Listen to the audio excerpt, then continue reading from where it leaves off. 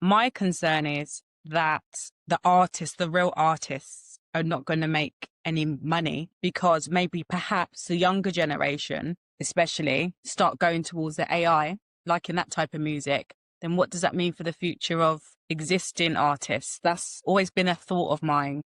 Sure. I mean, obviously one thing that AI is not going to be able to do, although you can put out sort of like avatars and things, but, going and performing live, and showing people, just why you as an artist are so special. I went to a lot of festivals this summer, and it's so encouraging for me to see young kids who've never been to a festival before and probably whose experience of music has been, restricted to, YouTube, Yes. suddenly being exposed to seeing real musicians play real instruments in real time.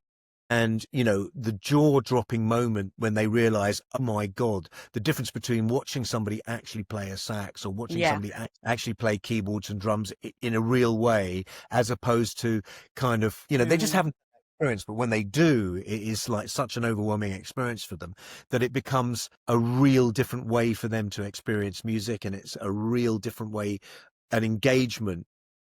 Yes. I'm counting and hoping that will be big enough to sustain the ongoing interest in real music. I agree, because even when I go to festivals or concerts or private shows, whatever, seeing a live band, the connection you receive is so much more different to when you're in your house listening to music.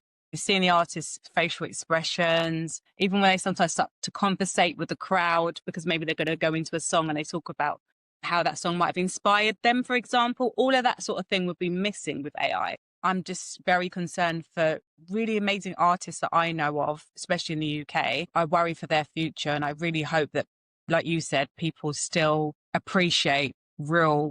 I'm not going to diminish it. It's harder and harder for musicians to make money anyway.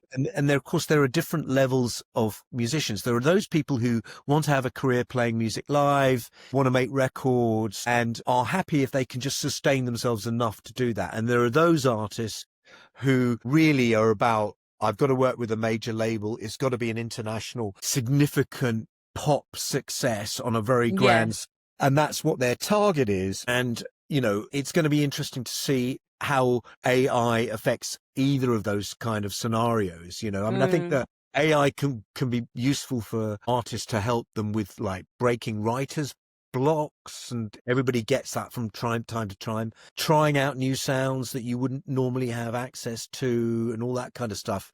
I don't think the danger is AI in the creation process. It's laziness. I mean, artists who use it to explore and push their own boundaries a bit, I think they're gonna thrive, and it'll be a very useful tool. But those who use it to copy and just, then they're gonna fade fast.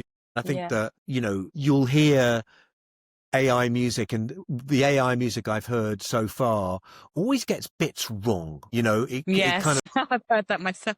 it gets the mix wrong. It gets certain bits just kind of like don't feel right. Although, it's good at, generating, ideas.